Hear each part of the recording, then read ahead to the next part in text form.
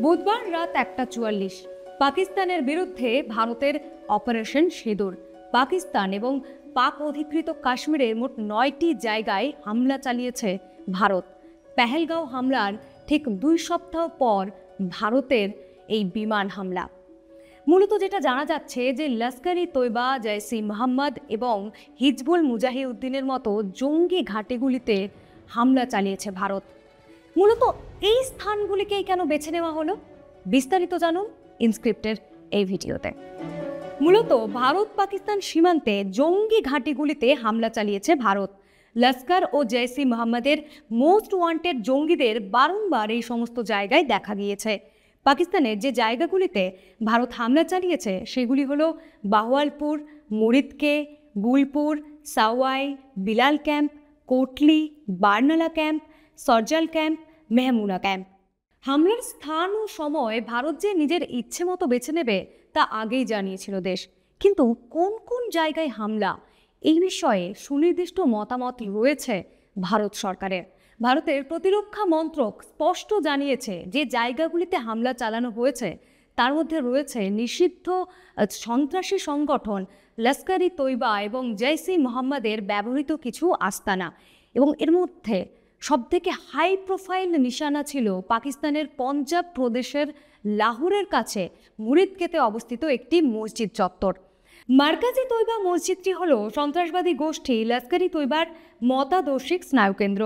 ঐতিহাসিক grand trunk রোডে লাহোর থেকে প্রায় 33 কিলোমিটার দূরে মুরিদকে লস্কর-ই তৈবার সদর দপ্তর অবস্থিত। মার্কাজি তৈবা নামে পরিচিত লস্কর-ই তৈবার এই সদর দপ্তরটি জামাত-উদ-দাওয়ার নামে একটি দাতব্য সংস্থার ছদ্মবেশে পরিচালিত হয়। 82 একর জুড়ে বিস্তৃত এই মসজিদ চত্বরকে পাকিস্তানের সন্ত্রাসের নার্সারি বলা হয়।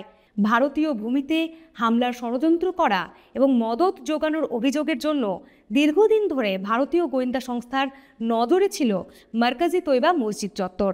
1980-র দশকে সোভিয়েতদের বিরুদ্ধে আফগান জিহাদকে সমর্থন করার লক্ষ্যে মার্কাজি তৈবা প্রতিষ্ঠিত হয়। তবে সোভিয়েতরা পিছু হটার পর এটি ভারত বিরোধী অভিযানের ঘাঁটিতে পরিণত হয়।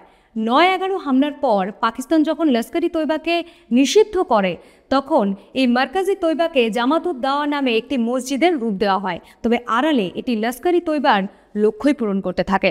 2000 সালে প্রতিষ্ঠিত হয় মসজিদ মার্কাজি তৈবা।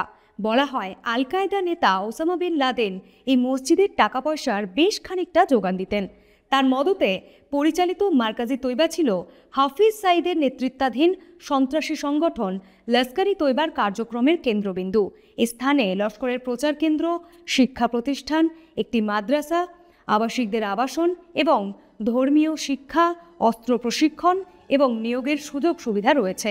এছাড়াও এখানে আছে হাসপাতাল, অফিস, ব্যাংক এবং অন্যান্য বাণিজ্যিক শাখা, যেন শহরের মধ্যে আস্ত এক শহর।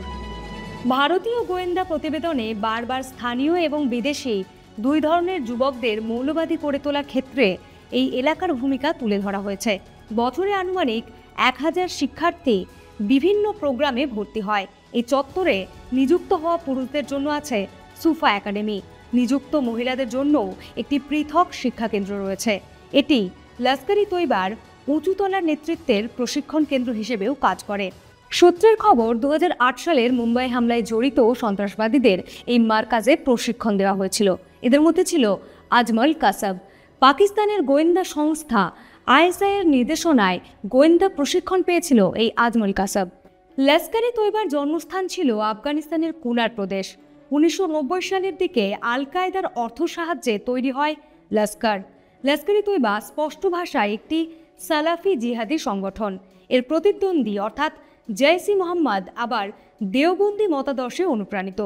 অনেক জঙ্গি সংগঠনই কাশ্মীরের স্বাধীনতার লক্ষ্যে কাজ করলেও লস্করের লক্ষ্য জম্মু ও কাশ্মীরকে পাকিস্তানের সঙ্গে সংযুক্ত করা।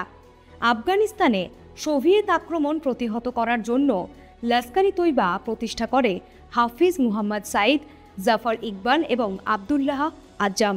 এর মূল গোষ্ঠী মার্কাজ-উদ-দাওয়া ওয়াল ইরশাদ ছিল একটি সুন্নি মিশনারি সংগঠন যা 1987 সালে প্রতিষ্ঠিত হয়েছিল ইসলামের সবচেয়ে গোড়া রূপ সালাফিবাদ প্রচারের জন্য। এই সন্ত্রাসবাদী গোষ্ঠীটি জম্মু ও কাশ্মীরে ফিদায়ে হামলার মতলব নিয়ে আসে, অর্থাৎ অভিষ্টের লক্ষ্যে আত্মঘাতী হামলা। 1993 সালে লস্কর-ই তৈবার সন্ত্রাসীরা আইএসআই এবং উপত্যকার বিচ্ছিন্নতাবাদী গোষ্ঠীগুলির সাহায্যে ভারতে প্রবেশ করতে শুরু করে। 1996 সালে 16 জন হিন্দুকে হত্যা করেছিল এই গোষ্ঠী। নয়াদিল্লির দাবি, মুরিদকেতে হামলা পেহেলগাঁও হত্যাকাণ্ডের যথাযোগ্য জবাব। লস্কর-ই তৈবার ছায়া সংগঠন দ্য রেজিস্ট্যান্স ফ্রন্ট পেহেলগাঁও হামলার দায় স্বীকার করেছিল। ফলে মার্কাজে হামলা করা ভারতের কাছে অত্যাবশ্যক। এই হামলা লস্কর-ই তৈবার সন্ত্রাসবাদকে ভারতের এক মোক্ষম জবাব।